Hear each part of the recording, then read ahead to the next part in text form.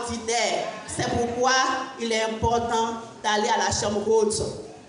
Ce matin, le but de mon message, de ce thème, est d'encourager chacun de nous à retourner à la chambre haute en vue du réveil. Donc le but même, c'est d'encourager chacun de nous à rechercher le réveil.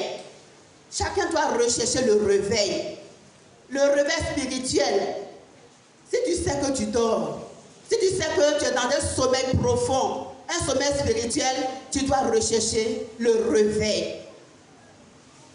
Maintenant, quelles sont les raisons pour lesquelles nous devons chercher le réveil? Si tu ne sais pas pourquoi tu dois chercher le réveil ne va pas t'intéresser. Tu ne vas même pas t'intéresser à cela. Mais si tu sais les raisons pour lesquelles tu dois rechercher le réveil, tu seras obligé de rechercher le réveil. Et quelles sont les raisons pour lesquelles nous devons rechercher le réveil? J'ai cité 3 raisons. Il y a plusieurs raisons, mais j'ai cité 3 raisons qui doivent nous pousser à rechercher le réveil. La première raison, c'est que le monde dans lequel nous vivons, ce monde dans lequel nous vivons, où nous sommes en tant qu'enfants de Dieu, en tant qu'Église de Dieu, le monde que nous vivons court un danger. Le monde court un danger. On n'a pas besoin de références bibliques pour savoir que le monde dans lequel nous vivons court un danger. Le diable étant derrière ce monde, il manipule le monde, dans le but de le conduire à l'enfer. On remarque les attitudes des hommes, comme Satan même qui se révèle au travers ces personnes. Le monde court un danger. Et l'Église est là. L'Église est là. L'Église est là. Pourquoi on dit que le monde court un danger? Nous voyons aujourd'hui des meurtres qui se commettent, des hommes qui se lèvent pour s'entretuer. Les hommes se lèvent pour s'entretuer. Aujourd'hui, nous connaissons cela.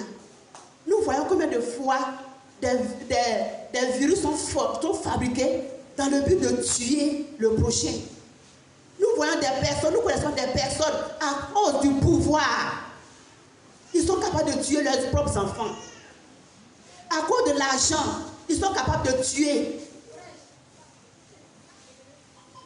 L'homme n'a plus peur de tuer. Il fabrique des bombes. Des armes sont fabriquées, pas pour les animaux, mais pour les hommes.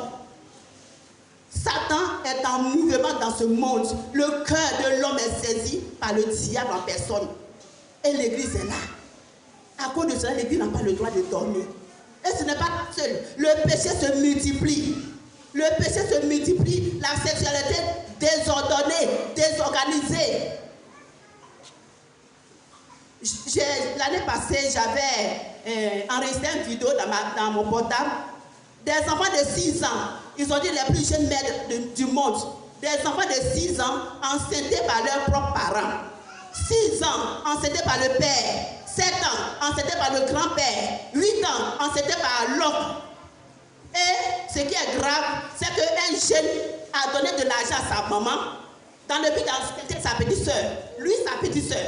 C'est-à-dire les 2 enfants. L'enfant, le grand-père a donné de l'argent à la mère dans le but de pouvoir enceinter sa petite soeur. Et la maman a accepté. Le péché a pris le dessus sur le monde. Satan se cache derrière le monde pour manipuler le monde à sa guise, pour manipuler le monde selon lui. Le péché se multiplie. L'homosexualité qui est maintenant reconnue comme une loi normale. Des femmes qui se marient entre elles, des hommes qui se marient entre eux. Quelle abomination! Depuis quand Dieu a dit cela, Dieu a dit dans sa parole que l'homme aura sa femme. Il n'a pas dit l'homme se mariera à un homme ou une femme se mariera à une femme. Le péché croît de jour en jour. Le péché s'augmente de jour en jour. Et l'Église de Dieu est là. L'Église de Dieu est là. Nous voyons aussi les catastrophes naturelles. Abidjan. Quand on parle de la pluie, habituellement quand on dit il va pleuvoir, on est content. On dit oui, source de vie. L'eau, source de vie. On est content parce qu'il doit pleuvoir. Aujourd'hui, quand on parle de pluie à Abidjan, les hommes ont peur. Ce n'est pas normal. Ce n'est pas normal. La pluie qui était source de vie, auparavant, est devenue source de mort. Toutes ces choses doivent nous interpeller en tant que peuple de Dieu. Nous devons être interpellés par rapport à toutes ces choses. Nous ne devons pas rester aveuglés. Voyant toutes ces choses, nous ne devons pas rester aveuglés. Ça, c'est la première raison. La deuxième raison est que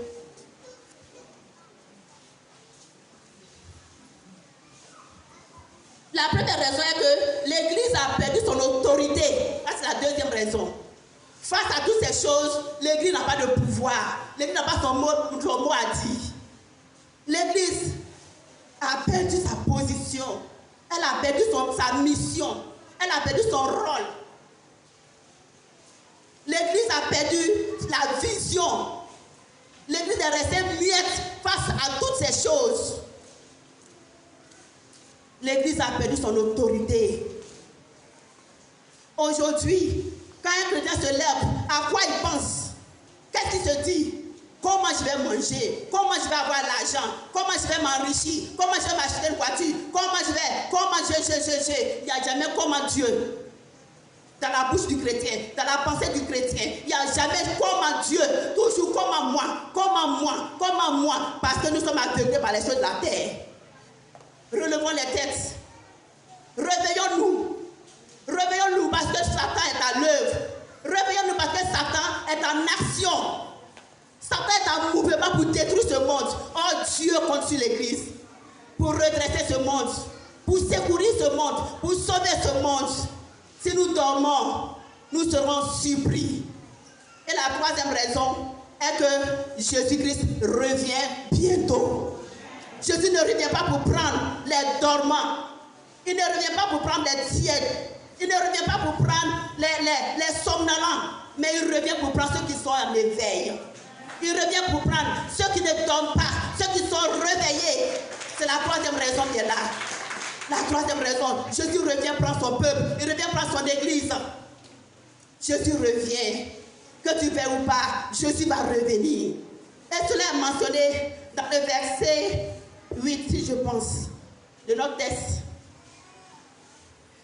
Il a dit, au verset 8 de notre texte, mais vous recevez une puissance, le Saint-Esprit survenant sur vous, et vous serez mes témoins à Jérusalem, en Judée, dans la Samarie, jusqu'à l'extrémité de la terre. Après avoir dit cela, il fut enlevé dans le ciel. Non, c'est en bas. Bon, excusez-moi, ce qui est sur Jésus revient. Bien sûr, on n'a pas retrouvé. Sachons-le, Jésus revient. Alléluia, c'est le ciel.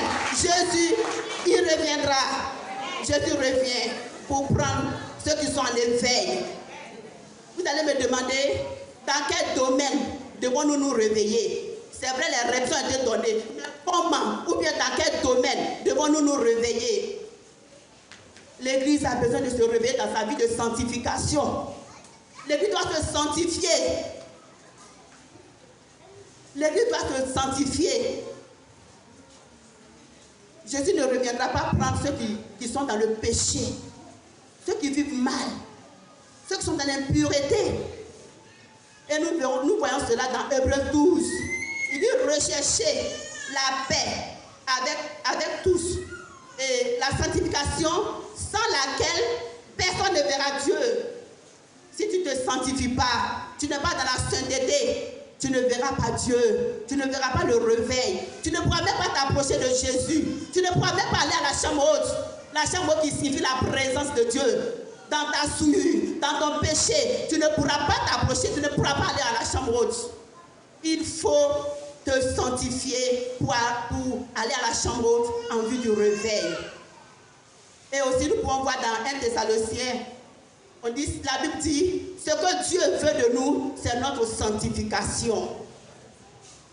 Dans 1 Thessaloniciens 4, chapitre 7, il dit, car Dieu nous n'a pas appelé à l'impureté, mais à la sanctification. L'Église a besoin de se sanctifier.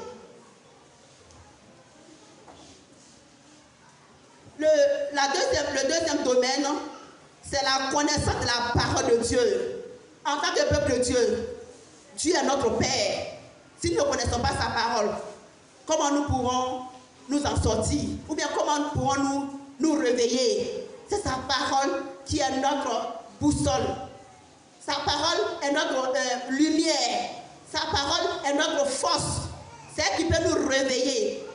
Tu ne connais pas la parole de Dieu, tu vas demeurer dans l'ignorance. Dans ton sommeil, tu ne sauras même pas que tu dors. C'est pourquoi il est dit dans Osée 4, 6, 7. Il dit, mon peuple périt, faute de connaissance.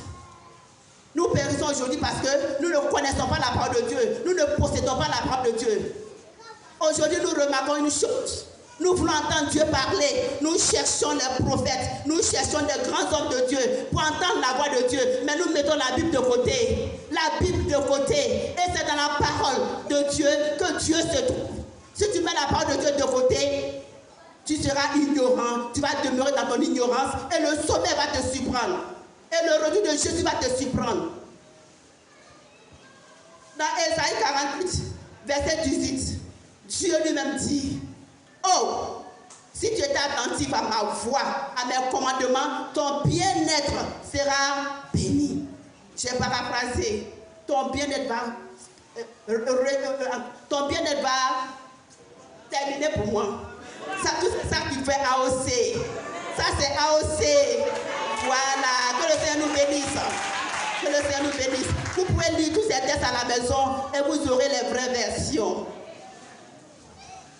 Et le troisième domaine, c'est le domaine de la prière. La prière. La prière qui est l'âme du chrétien. La prière qui fortifie le chrétien, qui met le chrétien en contact direct, en communion directe avec Dieu. La prière d'intercession. Nous voyons toutes ces choses. Si nous nous taisons, ce monde va périr. Et il risque de périr avec nous. Le monde risque de périr avec nous. Les gens disent que si tu ne fais pas la politique va te faire. Mais si tu ne sauves pas le monde, toi-même tu seras englouti dans ce monde. Donc nous avons besoin de nous réveiller dans la prière, afin d'intercéder pour ce pays, d'intercéder pour ce monde, d'intercéder en faveur de tout le monde entier. Dieu a besoin de nous dans la prière. Il veut nous voir intercéder pour ce monde. Son désir est de sauver ce monde. Son désir est de venir au secours de ce monde. Mais il compte sur nous. C'est nous, regarde. Il est déjà descendu. Il a commencé une mission. Il est parti. Les disciples ont continué. Nous devons continuer aussi. Même si nous n'avons pas achevé, nous devons continuer. Et c'est dans la prière que nous aurons la force afin de continuer l'œuvre que Christ a laissée. Si vous voulez les références, dans Matthieu 26, verset 41, il dit veillez et priez afin de ne pas tomber en tentation. Dans 1 Thessaloniciens 17, il dit priez sans cesse. Le Seigneur lui-même recommande la prière. Il nous demande de prier. Et le troisième domaine, c'est l'évangélisation. L'évangélisation. Non, c'est le quatrième domaine. L'évangélisation.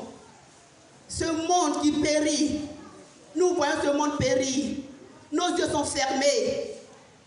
Nous faisons comme si souvent nous nous moquons d'eux. Nous les critiquons. Mais si nous n'allons pas vers eux pour leur parler de Christ, comment pourront-ils être sauvés? Comment pourront-ils être comme nous? C'est pourquoi Dieu a besoin de nous dans l'évangélisation et dans le fait des disciples. Nous devons faire des disciples. Dieu compte nous pour cela. Chers sœurs, chers frères, levons-nous, car le Seigneur nous regarde. Il nous regarde. Il nous regarde pour manifester sa gloire. Il nous regarde pour sauver des âmes. Nous avons besoin de nous réveiller. Ça, ce sont quelques domaines. Mais nous devons savoir une chose. Ce que nous devons savoir, c'est que le moteur du réveil, c'est le Saint-Esprit.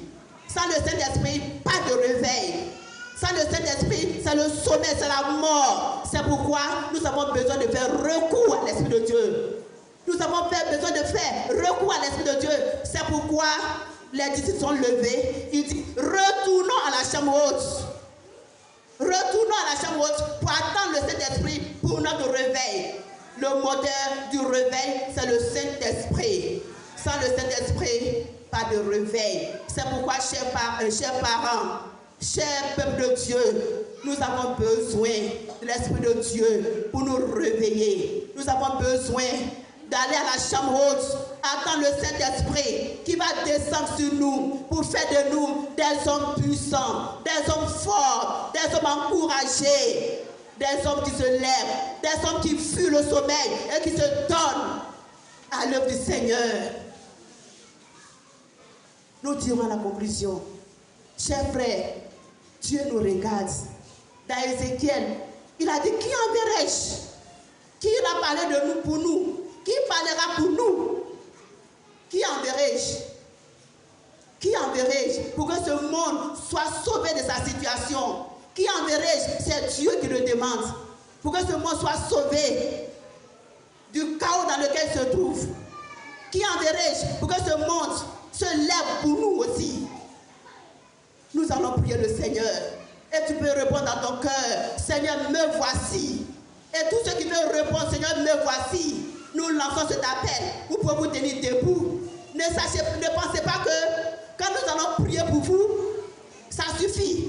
On prie, mais engagez-vous. Chaque fois, on prie pour vous. Mais tous les jours, on doit prier pour vous. Ce n'est pas normal. Quand on prie pour toi, tu t'engages. C'est un engagement que tu prends. Et la prière soutient ton engagement. Et ça te pousse au travail. Nous allons prier le Seigneur. Si tu veux répondre à cette question, tu peux te tenir debout. Qui enverrai-je? Qui parlera pour nous? Tenez-vous debout. Pour tous ceux qui veulent répondre à cette question, vous pouvez vous tenir debout.